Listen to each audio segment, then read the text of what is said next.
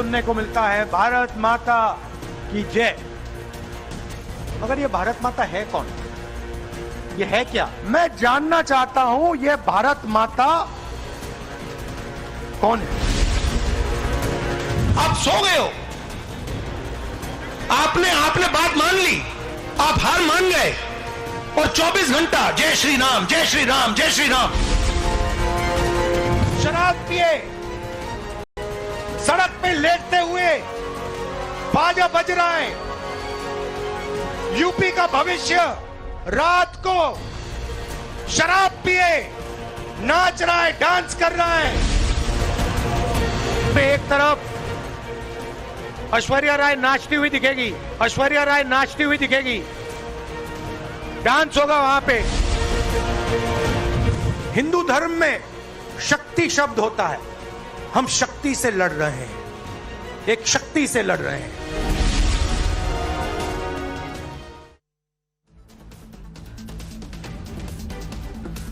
नमस्कार दर्शकों, मैं हूं नाविका कुमार और आप जुड़ रहे हैं मेरे साथ सवाल पब्लिक का शो पर।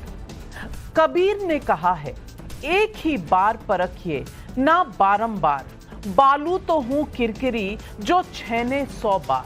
यानी जैसे रेत को बार बार छानने से उसके अंदर की किरकिरी नहीं जाती, वैसे व्यक्ति को बार बार परखने की जरूरत नहीं पड़ती। आपने अभी राहुल गांधी के कई बयान सुने। भारत माता कौन है? 24 घंटे बस जय श्री राम, जय श्री राम।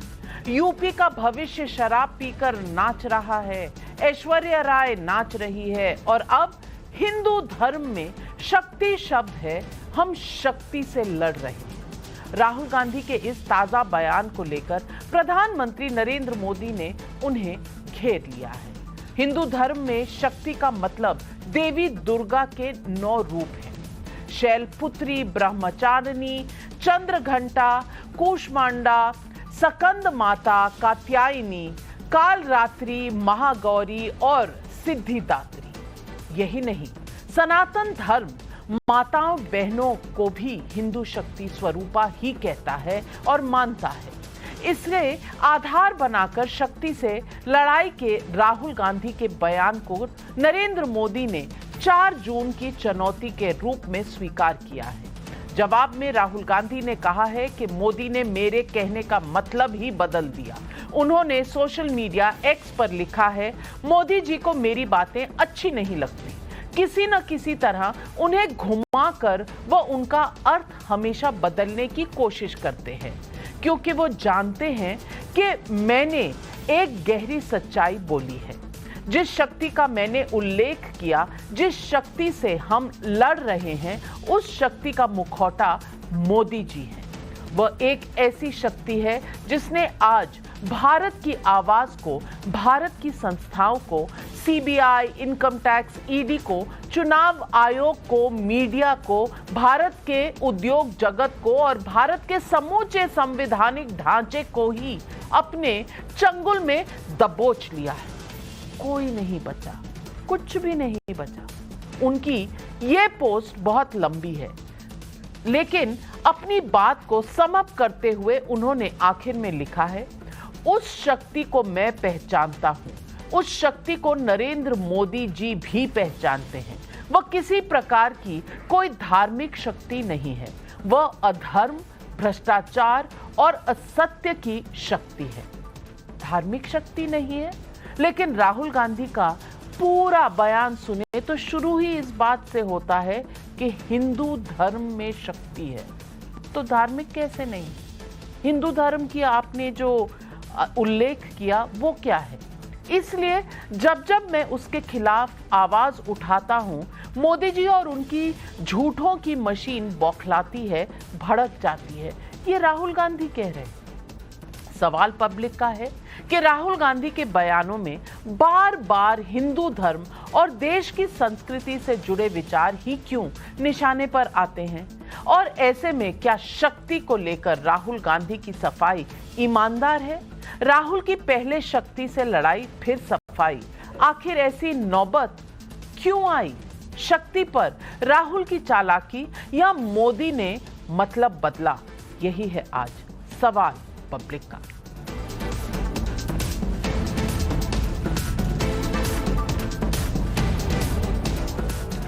भारत जोड़ो न्याय यात्रा के समापन के मौके पर इंडी गठबंधन के सहयोगियों के बीच राहुल गांधी ने शक्ति वाला बयान दिया। उस बयान को जस्टिफाई करने के लिए तरह तरह की दलीलें दी जा रही हैं।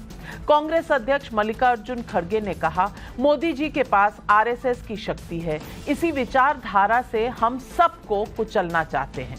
कांग्रेस मीडिया सेल के चेयरमैन पवन खेड़ा ने कहा, 10 साल जब कठुआ, उन्नाव, हाथरस में आपकी पार्टी बलात्कारियों के पक्ष में मोर्चे निकाल रही थी, तब शक्ति की उपासना याद नहीं आई? जब मणिपुर में महिलाओं को नंगा दौड़ाया जा रहा था, तब कौन सी शक्ति आपको चुप रख रही थी? जब महिला पहलवान सड़क पर थी और ब्रिजभूषण शरण सिंह भीतर आपके घर में, तब कौन सी शक्ति की उपासना कर रहे थे? ये चुनाव दैवी शक्ति और असुरी शक्ति के बीच होगा और जीत दैवी शक्ति की होगी। धर्म की बात तो पवन खेड़ा भी कर रहे हैं। कांग्रेस की ये सफाइयां हैं। तय जनता को करना है कि क्या वो उसे स्वीकार करती है या नहीं, खासकर तब जब राहुल गांधी को बार बार हिंदू और भारतीय संस्कृति के प्रतीकों के जरिए मोदी पर हमला करते हुए देखा और सुना गया है। जबकि इसके उलट नरेंद्र मोदी अयोध्या में रामलला की प्राण प्रतिष्ठा करते हैं। नरेंद्र मोदी प्राचीन द्वारका की पूजा समुद्र के भीतर जाकर करते हैं। नरेंद्र मोदी काशी के केदार और आदि कैलाश तक अपनी हिंदू आस्था को विश्वास के साथ जीते हैं। सवाल है कि अगर राहुल गांधी का मतलब वही था जो उन्होंने सफाई में कहा, तो फिर उनके ओपनिंग स्टेटमेंट में हिंदू धर्म में शक्ति का जिक्र क्यों आया? सुनिए उनका कल का ये बयान। हिंदू धर्म में शक्ति शब्द होता है। हम शक्ति से लड़ रहे हैं, एक शक्ति से लड़ रहे हैं। क्या आप सोचते हो शिवसेना के लोग, एनसी के लोग ऐसे ही चले गए? नहीं, जिस शक्ति की मैं बात कर रहा हूं, उन्होंने उनका गला पकड़कर उनको बीजेपी की ओर किया है।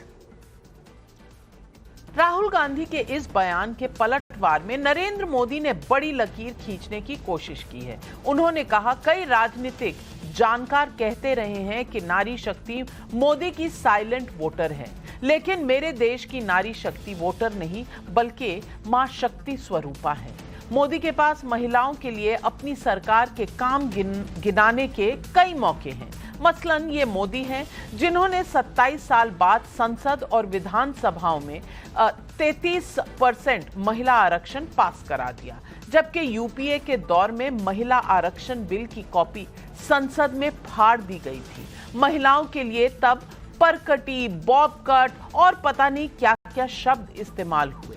साल 2010 में समाजवादी पार्टी के सांसद नंद किशोर यादव और कमाल अख्तर ने राज्यसभा में चेयरमैन हामिद अंसारी की टेबल पर चढ़कर माइक उखाड़ने की कोशिश की थी और आरजेडी के राजनीति प्रसाद ने बिल की कॉपी फाड़कर चेयरमैन की तरफ उछाल दी थी। ये मोदी सरकार है जिसने 3 तलाक कानून भी पास कराया। ये मोदी सरकार है जिसने वर्किंग वुमेन की मैटरनिटी लीव 12 हफ्ते से बढ़ाकर 26 हफ्ते की। ये मोदी सरकार है जिसने लखपति दीदी, ड्रोन दीदी जैसी योजनाएं चलाई। ये मोदी सरकार है जिसने 10 करोड़ से अधिक उज्ज्वला गैस कनेक्शन दिए। ये मोदी सरकार है जिसने ये समझा कि महिलाओं के लिए टॉयलेट का मतलब इज्जत घर से है और 11 करोड़ से अधिक टॉयलेट भी बनवाए। ये मोदी सरकार है जिसने चंद्रयान 3 की लैंडिंग पॉइंट को शिव शक्ति नाम दिया। ऐसे में मोदी ने राहुल गांधी के बयान का जवाब दिया तो शक्ति स्वरूपा माताओं बहनों का नाम लेकर दिया। सुनिए प्रधानमंत्री नरेंद्र मोदी का ये बयान। उन्होंने कहा है कि उनकी लड़ाई शक्ति के खिलाफ है।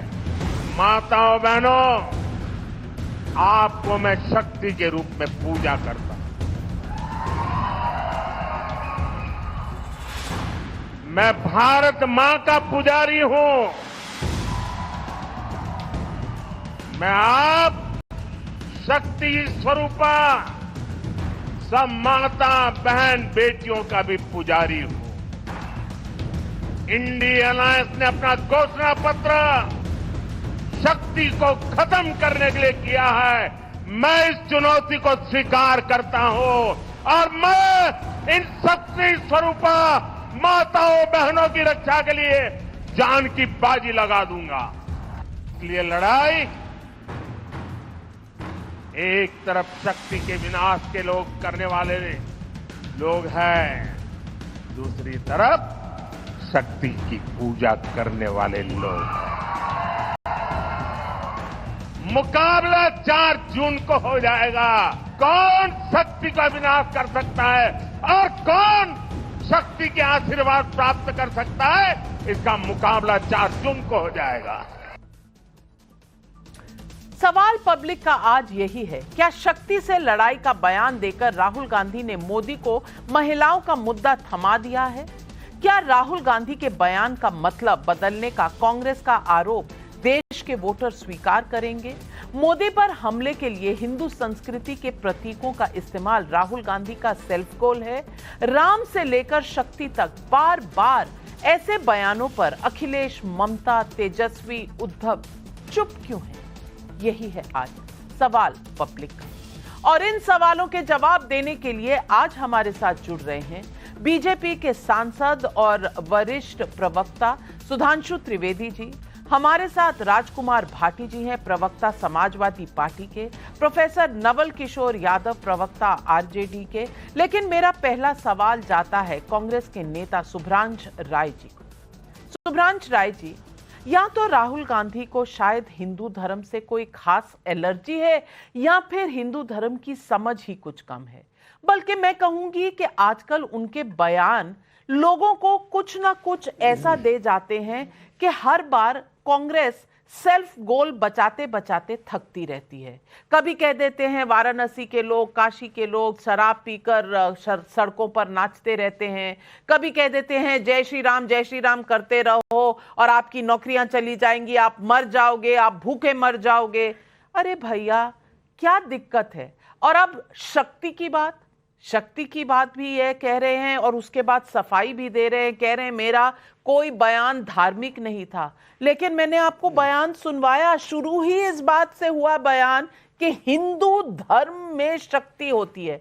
तो भाई ये बयान धार्मिक कैसे नहीं था?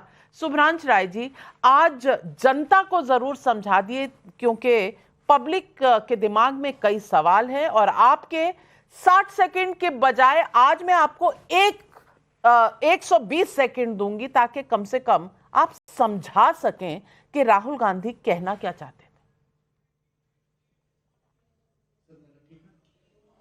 बहुत बहुत धन्यवाद नविका जी। हिंदू धर्म में शक्ति होती है। एक शक्ति रावण के पास थी, सोने की लंका थी, सारे नवग्रह को उसने अपने घर में कैद कर रखा था। कल वो नवग्रह थे, आज वो ED, CBI, income tax, media का एक बहुत बड़ा वर्ग, एक कारपोरेट लॉबिस्ट, यही है वो शक्ति। और उसके खिलाफ 2 वनवासियों ने नंगे पैर हमला किया, रावण के सोने की लंका को नस्ते नाबूद कर दिया। उनके खिलाफ, नरेंद्र मोदी के खिलाफ कांग्रेस पार्टी कर रही है, जिसका बैंक खाता भारतीय जनता पार्टी ने सीज कर दिया। यह शक्ति का पहला रूप है। दूसरा, आपने जिक्र किया कि बरकटी, बॉबकॉट, ऐसे सब 2-4 शब्द आपने अपने पैकेज में यूज किया। बिल्कुल, मैं उसी शक्ति को आह्वान करता हूं जिसके विषय में भारतीय जनता पार्टी के वरिष्ठ नेता और इस देश के प्रधानमंत्री नरेंद्र मोदी ने पार्लियामेंट में कहा था, शक्ति के सम्मान में 50 करोड़ की गर्लफ्रेंड, शक्ति के सम्मान में जर्सी गाय, शक्ति के सम्मान में हाइब्रिड बछड़ा। तो महिलाओं को कितना सम्मान नरेंद्र मोदी करते हैं, यह देश की जनता जानती है। तीसरा, आपने शक्ति के सम्मान में सेल्फ गोल की बात करी। मैडम, मैं आपको बहुत बहुत बधाई और साधुवाद देता हूं और भारतीय जनता पार्टी के नेताओं को भी साधुवाद देता हूं। ये वही पार्टी है, अब आजादी के 75 सालों के इतिहास में पहली बार किसी बलात्कारी को बचाने के लिए कठुआ में किसी पार्टी ने अगर सड़कों पर सबसे ज्यादा हंगामा उत्पात मचाया था तो भारतीय जनता पार्टी थी। उन्नाव में, हाथरस में दलित की बेटी को यही भारतीय जनता पार्टी ने जला दिया। हाँ, ये है शक्ति का सम्मान भारतीय जनता पार्टी के नेताओं के द्वारा किया जा रहा है। और चौथी इंपॉर्टेंट बात मैडम, शक्ति का सम्मान, बिल्कुल बात तो आप हिंदू धर्म और हिंदुत्व की करते हो, ये वही भारतीय जनता पार्टी है जो बात तो हमेशा गौ माता गाय हमारी माता है करती है, और भारत के सबसे ज्यादा गाय का मांस बेचने वाली कंपनियों से 250 करोड़ रुपया इन्होंने इलेक्टोरल बॉन्ड के रूप में लिया है। जनवरी फरवरी में ये गाय के हत्यारों की कंपनियों पे छापे पड़ते हैं और जून और जुलाई में उनके इलेक्टोरल बॉन्ड का चंदा भारतीय जनता पार्टी और नरेंद्र मोदी जी को मिलता है। तो मुंह में राम बगल में छुरी, ऐसे कैसे चलेगा मैडम? एक कहावत है, बिल्कुल ये शक्ति स्वरूपा है। और आखिरी बात, आप जो शक्ति स्वरूपा कह रही थी, तब नरेंद्र मोदी क्यों खामोश हो गए जब देश का गौरव उन बेटियों ने जो इस देश को ओलंपिक दिया है, जाटों की बेटियां, हरियाणा का सम्मान थी, जब दिल्ली पुलिस उनको जूतों से मार रही थी तब नरेंद्र मोदी मुंह में दही जमा के खामोश क्यों बैठे थे? ठीक है, बहुत से प्रहार आपने किए, 5 पॉइंटर हैं आपके शुभ्रांश राय जी, 120 सेकंड में भी खत्म नहीं हो रहे। अब जवाब सुनने का धैर्य रखिए। सुधांशु जी, शुभ्रांश राय जी ने कई सवाल उठाए हैं, जवाब दीजिए। 120 सेकंड।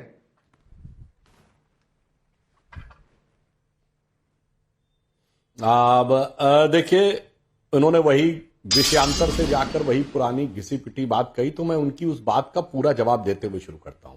उन्होंने कठुआ से बात कही तो वो भूल गए जम्मू कश्मीर में जहां कहा गया था कि हिंदुओं तुम घाटी छोड़ के चले जाओ और अपनी बेटियों को छोड़ जाओ। गलिफ याद है कि नहीं? और उन बलात्कारियों को बुलाकर प्रधानमंत्री कार्यालय में सम्मान से बात की जाती थी। दिल्ली में रेड कार्पेट वेलकम के साथ आते थे। गिरजा टिक्कू के साथ सामूहिक बलात्कार करके आरे से काट देने वालों के साथ शांति समझौते होते थे। और सुनिए, अभी राजस्थान में आपके मंत्री शांति धारीवाल जी ने यह बोला था कि राजस्थान में बलात्कार इसलिए ज्यादा होते हैं कि राजस्थान मर्दों वाला प्रदेश है।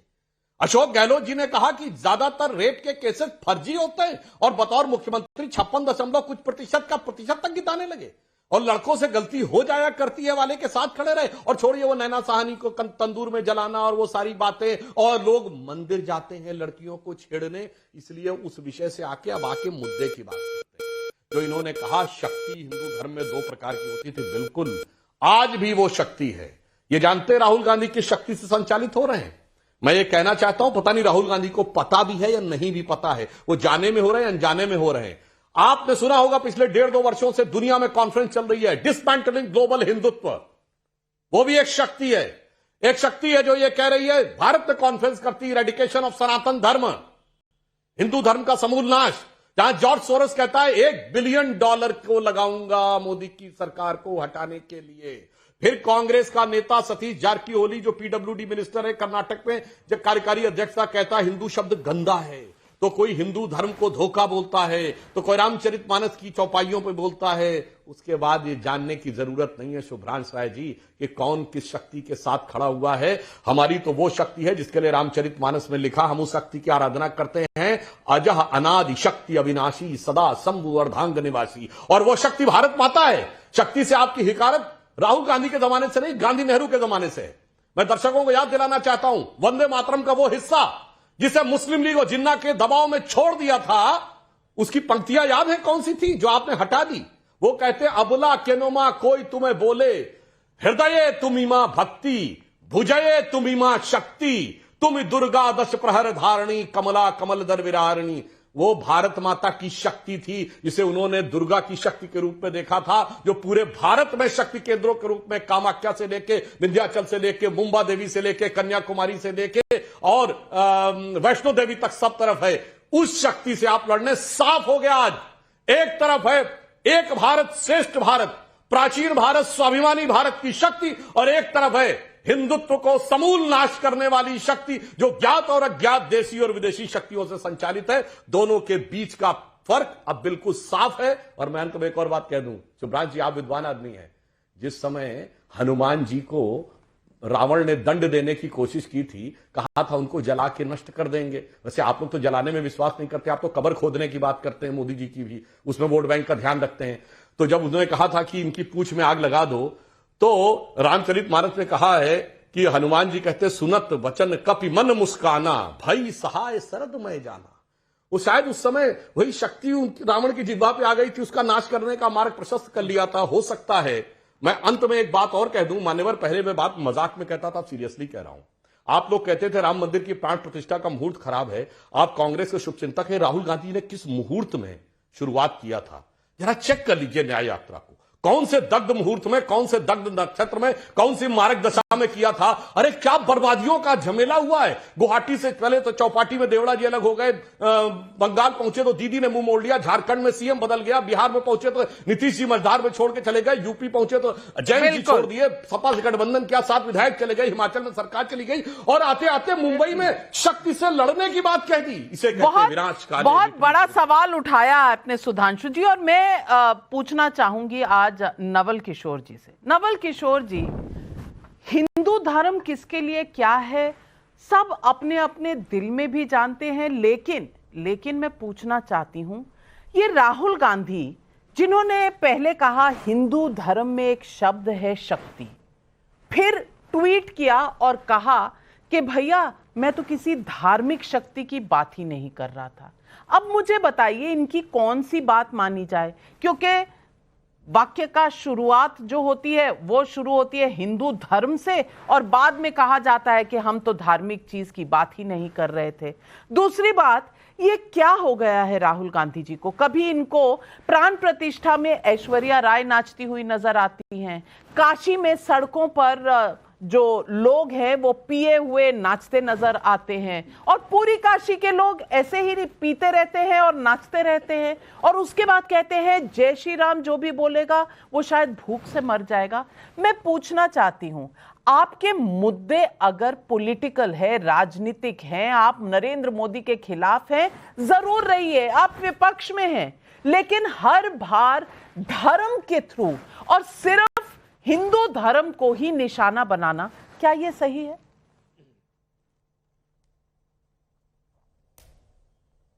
नाविका जी देखिए, जिनके कथनी और करनी में बहुत अंतर होता है ना, वो दूसरों के द्वारा बोले गए बातों में उनके हिसाब से जो समझ में आ रहा है उसको सफाई देने के बावजूद भी देश में दुष्प्रचार करने से पीछे नहीं हटते हैं। इसी का नाम भारतीय जनता पार्टी है और भारतीय जनता पार्टी ये काम को अंतिम रूप देने के लिए कई सारे संगठनों का सहारा लेती है जो उनके लिए दिन रात ये काम करती हैं और यही कारण है कि भारतीय जनता पार्टी लोगों को मूर्ख बनाने में सफल होती है।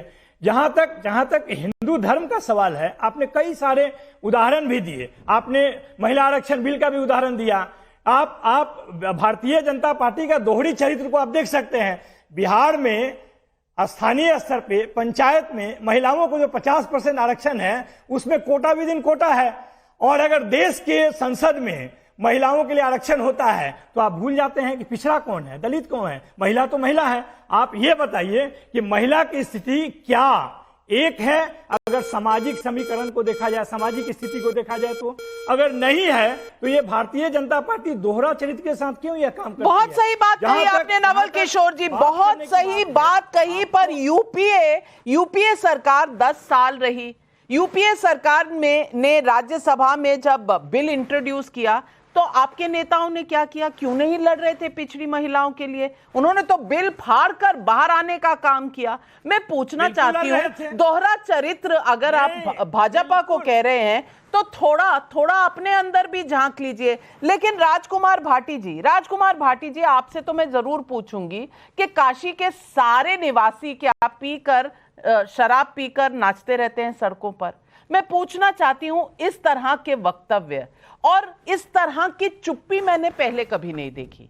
आपकी इंडिया अलायंस है, जरूर बहुत साधुवाद उनको और बहुत आगे बढ़े, बहुत चुनाव जीते, ये हम सब चाहते हैं कि विपक्ष सशक्त हो। लेकिन आपकी बोलती क्यों बंद हो जाती है जब हिंदू धर्म के खिलाफ कुछ कहा जाता है?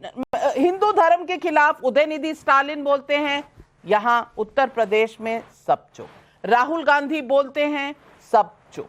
ऐश्वर्या राय के बारे में बोलते हैं तो अखिलेश जी ने, मैंने सवाल पूछा तो उन्होंने कहा गांधी जी के 3 बंदर की तरह हम ऐसे ही चलते हैं। राजकुमार भाटी जी, मैं पूछना चाहती हूं, अब भी चुप रहेंगे जब हिंदू धर्म का नाम लेकर शक्ति के बारे में जो राहुल गांधी ने कहा और बाद में पलटकर सफाई दी कि मैं तो धार्मिक बात ही नहीं कर रहा था। अरे भाई, लड़ाई अगर मोदी से है तो मोदी से लड़िए, जरूर लड़िए। आप हिंदू धर्म को बीच में क्यों लाते हैं?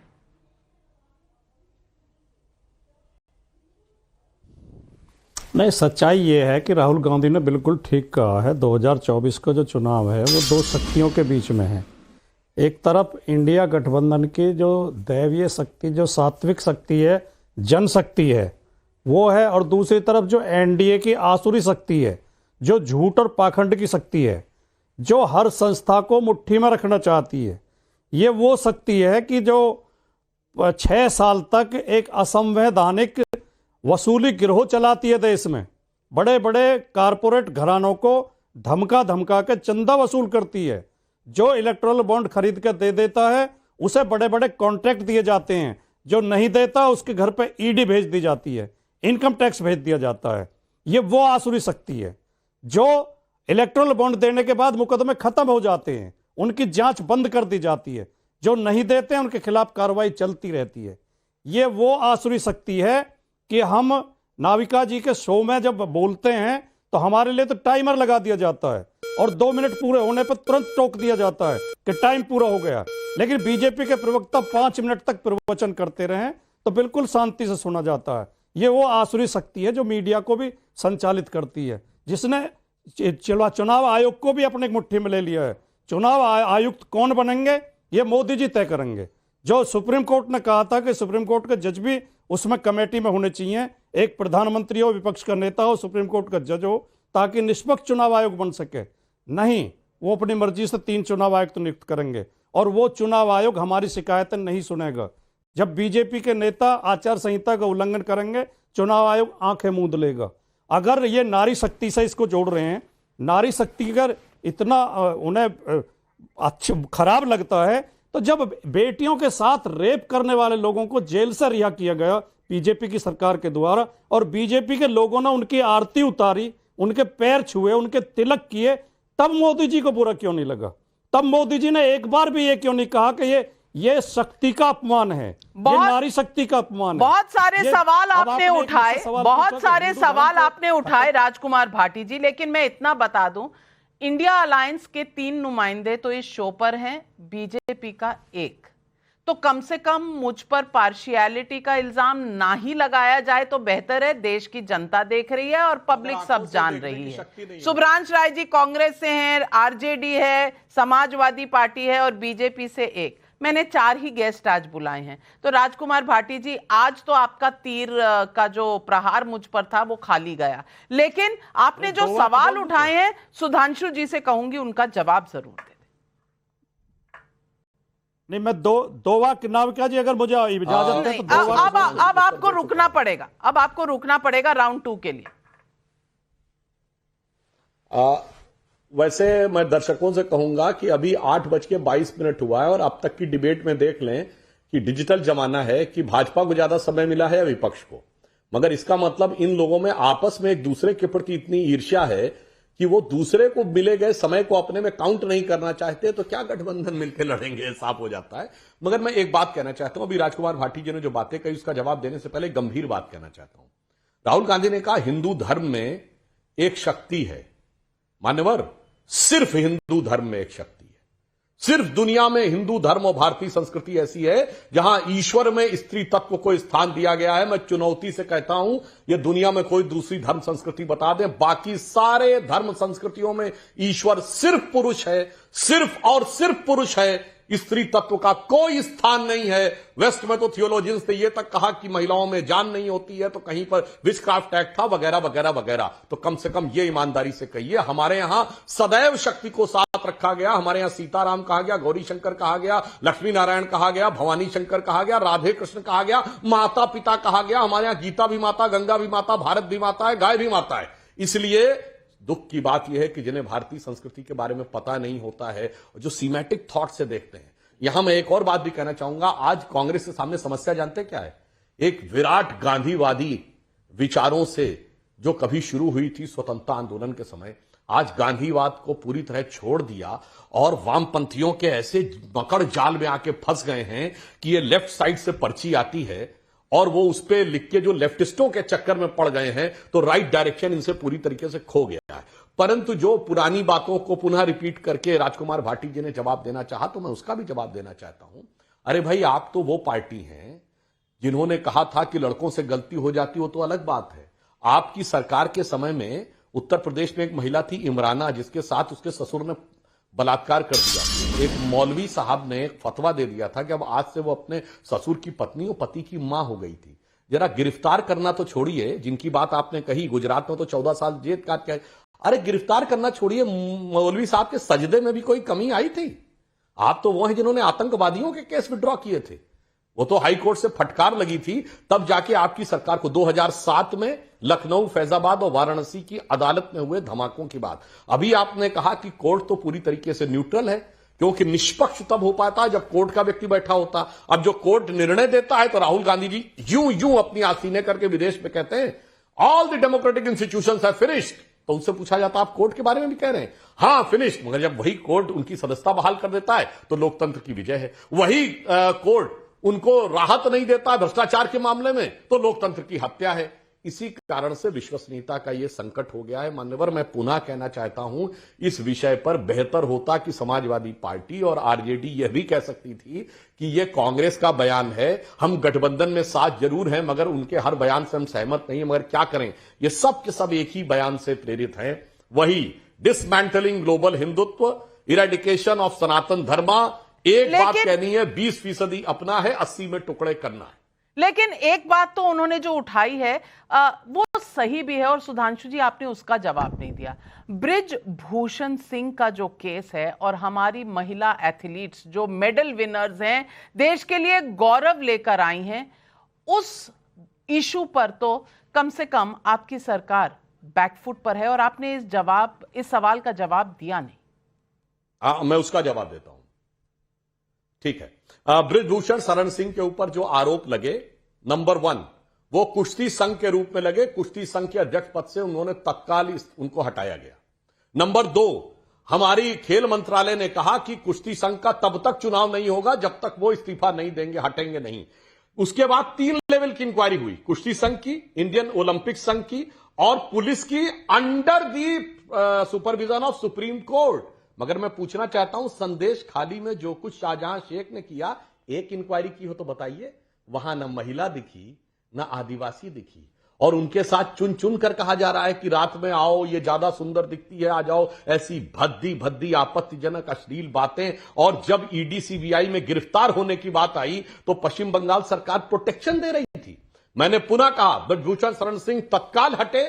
3 लेवल की इंक्वायरी हुई, 1 लेवल की चू वाली इंक्वायरी भी बता दें शाहजहां शेख के खिलाफ। नवल किशोर यादव जी,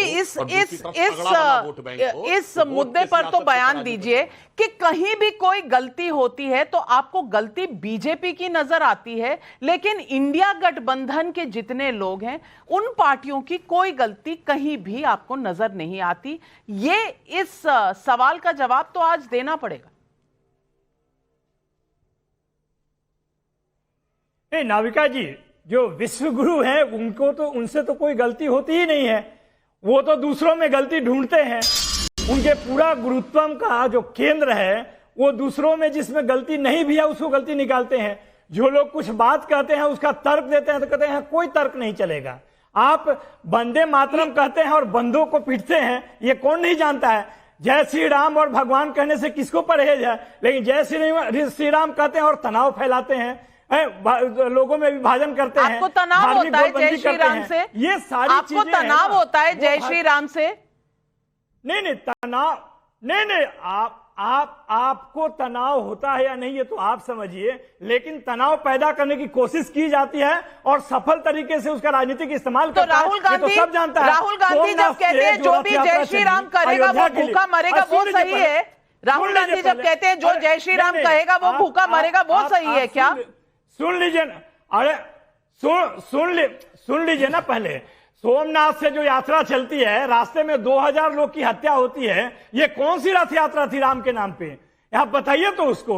जिनको गिरफ्तार किया गया समस्तीपुर में, और उसका पूरा भाजपा और संघ आज तक नहीं भूल पाया। वो तो देश के सामाजिक सौहार्द को बचाने की कोशिश थी।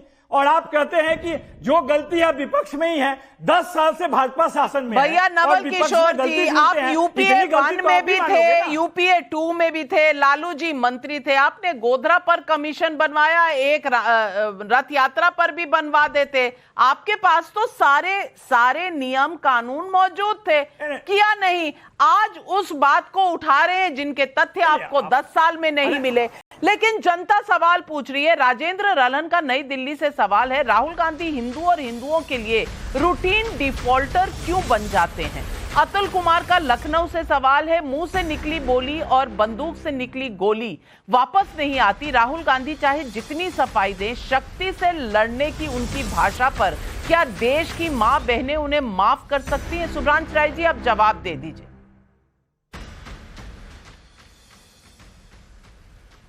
देखिए 3-4 पॉइंट है। पहला तो ये कि आपने अपने पैकेज और डिबेट में बहुत बार ऐश्वर्या राय और राहुल गांधी कहा है, लेकिन शायद आपका पैकेज लिखने वाले भूल जाते हैं कि भारतीय जनता पार्टी के मध्य प्रदेश के गृह मंत्री, निवर्तमान गृह मंत्री नरोत्तम मिश्रा ने कहा हम हेमा मालिनी को यहां नचा देंगे। वो भारतीय जनता पार्टी की सांसद है, वो जिक्र आप कभी नहीं करती हैं, तो खैर कोई बात नहीं, हो सकता है लिखने वाला पैकेज भूल गया हो। दूसरी बात, क्या बात है सुधांशु त्रिवेदी जी, अब आपको भी झूठ बोलने की बीमारी लग गई। रामचरितमानस का सबसे बड़ा अपमान करने वाला जीतन राम मांझी आज आप सबके सर पे बैठे हुए हैं। आपकी ऐसी कौन सी मजबूरी है महाराज के एकदम सष्टांग हो रखे हैं जीतन राम मांझी के आगे? वो तो रामचरित और राम दोनों को नहीं मानते। राम रम में दिखने वाले, सीता वाइन में दिखने वाली नरेश अग्रवाल आपकी पार्टी में बैठे हुए हैं, आपकी पार्टी के चंदन और मस्तक तिलक हैं। क्या महाराज इतना झूठ काहे बोलते हैं? तो सुब्रांश राय जी, फिर मैं भी सवाल पूछूंगी, आपके सवालों का जवाब सुधांशु जी जरूर देंगे, लेकिन मैं भी आपसे पूछूंगी। लालू यादव जी ने हेमा मालिनी के बारे में जो कहा था वो मैं दोहराना नहीं चाहती, लेकिन सुब्रांश राय जी, आप कम से कम थोड़ा अशोक गहलोत जी का समय भी राजस्थान में देख लेते। वहां के रेप, बलात्कार और उनके नंबर शायद आपको कष्ट नहीं पहुंचाते हैं। मैं आपको आंकड़े बताना चाहती हूं। आंकड़े बताऊं तो 2019 में लगभग 6000 बलात्कार, 2020 में लगभग 5800-900 के करीब, और 5310 केस जो हैं 2021 में। 2022 में ये लगभग 6500। 2022 में तो राजस्थान नंबर 1 रेप में था, यूपी उसके बाद था, जबकि यूपी बहुत बड़ा राज्य है। मैं पूछना चाहती हूँ, ये आपको आंकड़े नजर नहीं आते? आपको आंकड़े नजर आते हैं और एग्जाम्पल नजर आते हैं तो सिर्फ बीजेपी में। सुधांशु जी, आप जवाब दें। मैडम प्लीज, मैं बोलता हूँ, एक मिनट। इन्होंने अभी नविका जी बुरा नहीं हुआ सवाल। देखिए सुब्रांश राय जी ने जो बोला, मैं उसका भी जवाब आप ही बोल गई थी, पहले सुन तो लीजिए, फिर सुधांशु। नहीं सुब्रांश राय जी, मैंने आपको बहुत समय दिया, आपका फेडर डाउन। सुधांशु जी जवाब देंगे, पब्लिक के कई सवाल है। सुधांशु जी, आप मेरे समय में आप लेक्चर दे रही थी, आपने नहीं दिया। मेरे समय में आप लेक्चर देखिए विषयांतर करके भागने का प्रयास किया सुब्रांश राय जी ने। मैं झूठ नहीं बोल रहा हूं मान्यवर सुब्रांश राय जी, आप झूठ बोल रहे हैं। आपने जितने नेताओं का जवाब दिया, ये सब वो थे जब आपके साथ थे। जब हमारे साथ आए तो सब जय श्री राम बोले हैं, और हमारे यहां जय श्री राम बोलने वाला जब आपके यहां जाता पता नहीं क्या आऊं बोलने लगता है। स्वामी प्रसाद मौर्य हमारे यहां जय श्री राम बोलते थे, वहां जाके हिंदू धर्म को धोखा बोलने लगे। ये कारण ये होता है, आपने जितने नेता गिनाए, नरेश अग्रवाल, सब आपके यहां बोले और हमारे यहां आके राम और सीता की जय बोल के गए। इसलिए एक ही लाइन में कहूंगा सुब्रांश जी, सुधांशु त्रिवेदी, अरे भाई ड्रामा आप करते हैं, वो ड्रामा एक्सपोज हो जाता है। एक कहावत कहा, अब देखिए बीच में बोलने लगे। आज नविका जी भी कर रही हैं। नहीं सब अरे कुछ महाराज, आपके हिस्से में नविका जी बोल रही है, क्यों नहीं आदमी बोलेगा? 2014 तक बहुत बढ़िया था, 2014 के बाद 2014 के बाद सब बिखर गया। मैंने 20 साल की पत्रकारिता ठीक की थी, लेकिन 10 साल में सब बर्बाद हो गया। कोई बात नहीं सुब्रांश राय जी, ये आपका रिपोर्ट कार्ड है, लेकिन पब्लिक क्या कह रही है?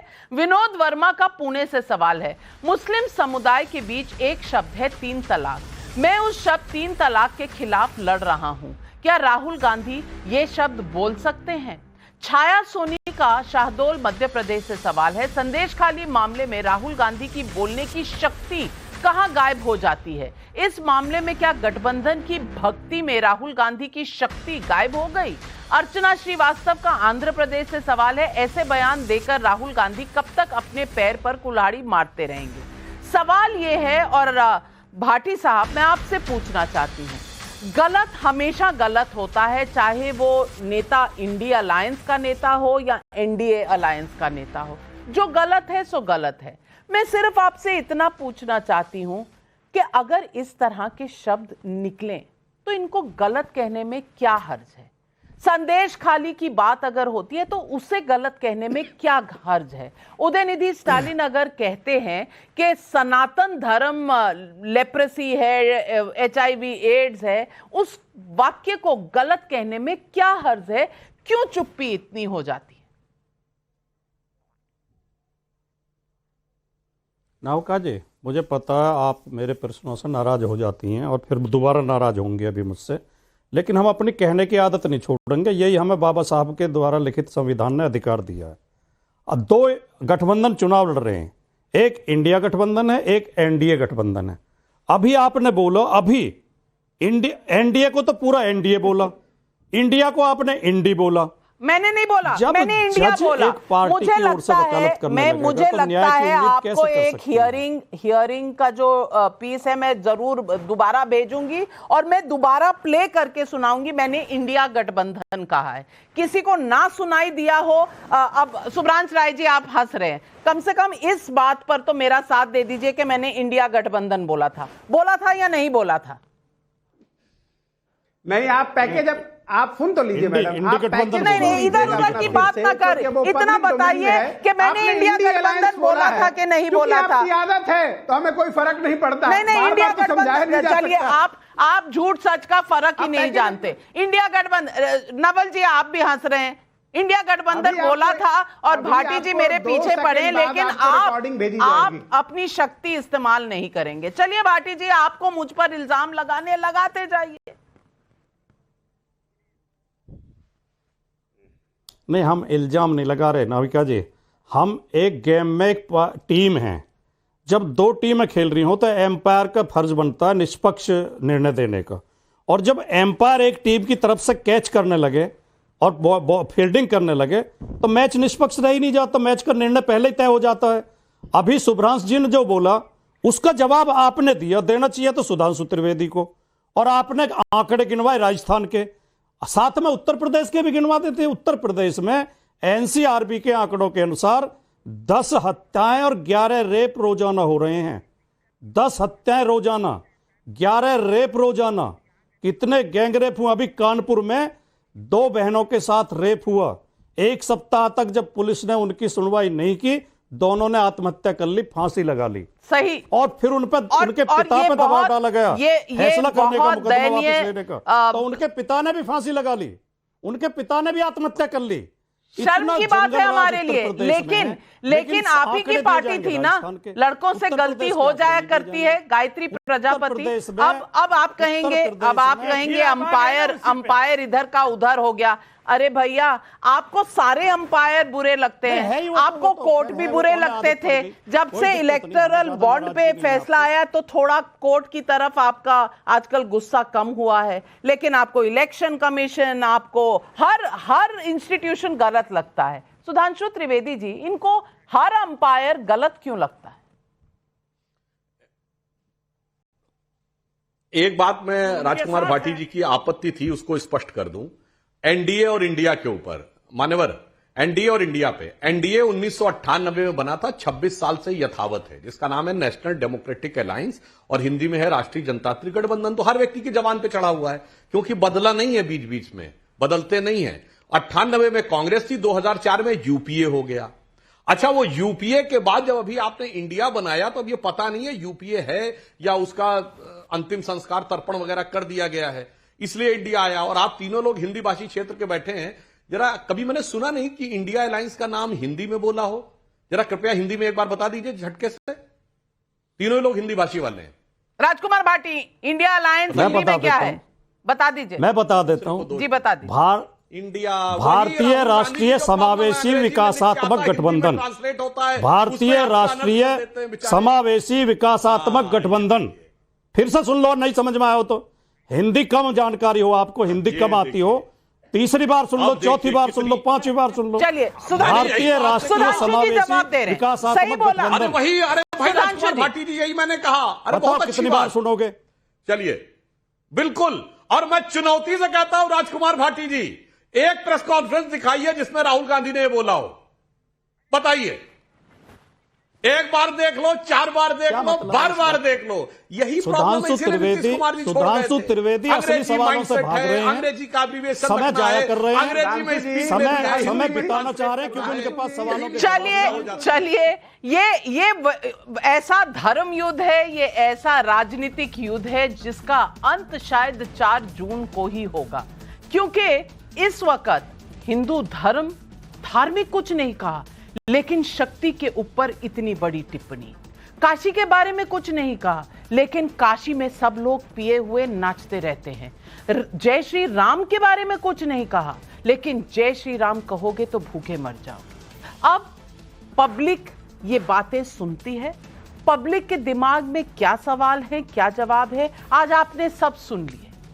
आप किस तरफ है ये पब्लिक को तय करना है, क्योंकि ये अंपायर ये तय नहीं कर सकता।